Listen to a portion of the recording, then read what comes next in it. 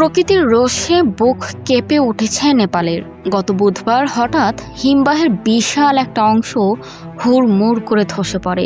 এতে সৃষ্টি হওয়া বন্যায় 450 জনের বেশি মানুষ প্রাণ হারিয়েছেন। নিখোঁজ রয়েছেন অন্তত 1500 জন। নিহতের সংখ্যা আরও বাড়তে পারে। হিমালয়ের কোল ঘেঁষা এই দেশটি প্রাকৃতিক দুর্যোগের সঙ্গে লড়াই করেই বেঁচে আছে। ইতিহাস ঘাটলে দেখা যায় নেপালে এর আগে বহুবার বড় বড় প্রাকৃতিক বিপর্যয়ের মুখোমুখি হয়েছে, যা কেড়ে নিয়েছে হাজার হাজার প্রাণ।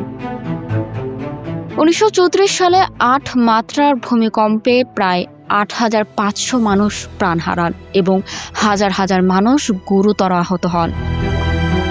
1988 সালে পূর্ব নেপালে 6.9 মাত্রার ভূমিকম্পন হয়। এতে 721 জনের মৃত্যুও হয় এবং আহত হন প্রায় 6500 মানুষ।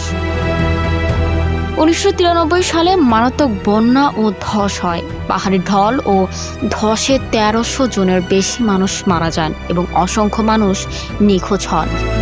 আবার 2015 সালের এপ্রিলে গোর্খায় 7.8 মাত্রার ভূমিকম্প হয়।